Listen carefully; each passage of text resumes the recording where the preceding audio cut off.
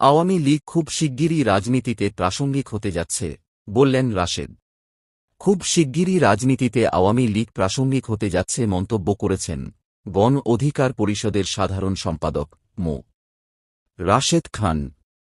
Facebook পোস্টে মন্তব্য করেন তিনি। এ সময় তিনি সবাইকে ঐক্যের আহ্বান জানান। ফেসবুক পোস্টে রাশেদ খান লিখেন, খুলনায় আজকে সকাল ৭টায় আওয়ামী লীগ বিশাল মিছিল করেছে। দিন যত যাচ্ছে আওয়ামী লীগের মিছিলের সারি তত বড় হচ্ছে।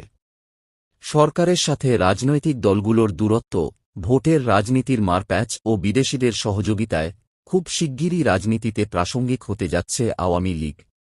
তিনি আরও বলেন, ফ্যাসিবাদ বিরোধী শক্তির মধ্যে ন্যূনতম বোঝাপড়া ছাড়া আওয়ামী লীগের ফেরানো কেউ থামাতে পারবে না। আওয়ামী লীগ কোন ছোট শক্তি নয়। যদি আওয়ামী লীগকে ছোট ভেবে ধাক্কা দিবেন মনে করেন, তাহলে আওয়ামী লীগ সংগঠিত হয়ে এমন ধাক্কা দিবে তখন সকলে পিষ্ট হয়ে যাবেন। সবশেষে সবাইকে ঐক্যের আহ্বান জানিয়ে রাশেদ লিখেন, সুতরাং বাঁচতে চাইলে ঐক্য, নইলে হবেন পিষ্ট।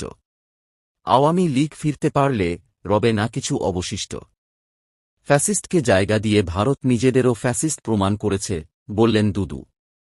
ভারত একজন ফ্যাসিস্টকে জায়গা দিয়ে নিজেদেরকেও ফ্যাসিস্ট প্রমাণ করেছে জানিয়ে বিএনপির ভাইস চেয়ারম্যান শামসুজ্জামান দুদু বলেছেন, ভারতকে আমরা বন্ধু রাষ্ট্র মনে করি।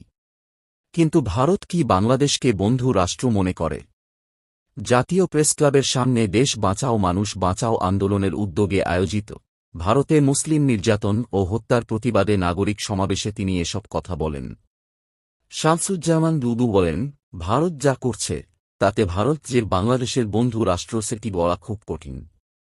বাংলাদেশের লুটেরা, গণহত্যাকারী, বাংলাদেশকে নিশ্চিহ্ন করার বিরোধী শক্তি শেখ হাসিনাকে জায়গা দিয়েছে। এতে ভারত গণতান্ত্রিক রাষ্ট্র হিসেবে নিজেদেরকে দাবি করতে পারে না। তিনি আরও বলেন, আমরা ফ্যাসিস্টকে রুখে দিয়েছি।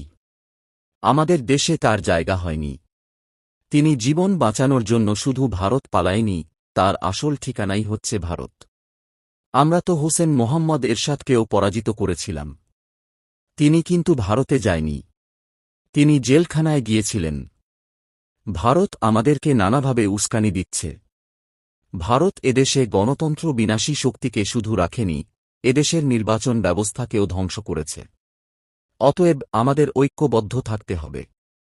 আওয়ামী লীগের মৃত্যু ঢাকায়, দাফন দিল্লিতে, সালাহ উদ্দিন।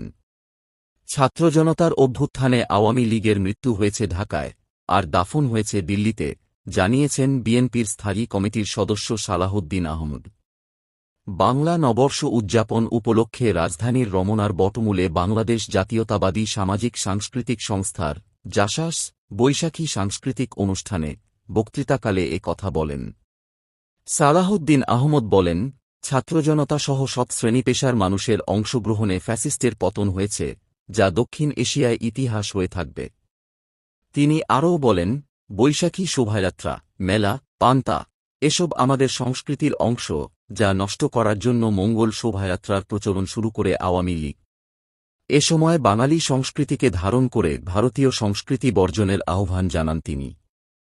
খালেদা জিয়া আগামী মাসের যে কোনো সময় দেশে ফিরতে পারেন, বললেন জামায়াতের আমির শফিকুর রহমান। আগামী মাসের যে কোনো সময় বিএনপি চেয়ারপারসন খালেদা জিয়া দেশে ফিরতে পারেন বলে জানিয়েছেন বাংলাদেশ জামায়াতে ইসলামীর আমির ড শফিকুর রহমান। ড শফিকুর রহমান বলেন, খালেদা জিয়ার শারীরিক অবস্থা দেখতে গিয়েছিলাম। দেশে যেহেতু তার সঙ্গে দেখা হয়নি, এটি একেবারেই সৌজন্য সাক্ষাৎ ছিল। নির্দিষ্ট কোনো আলোচনা হয়নি। তিনি বলেন, খালেদা জিয়া এখন কিছুটা সুস্থ আছেন। তিনি দেশে আসার প্রস্তুতি নিচ্ছেন।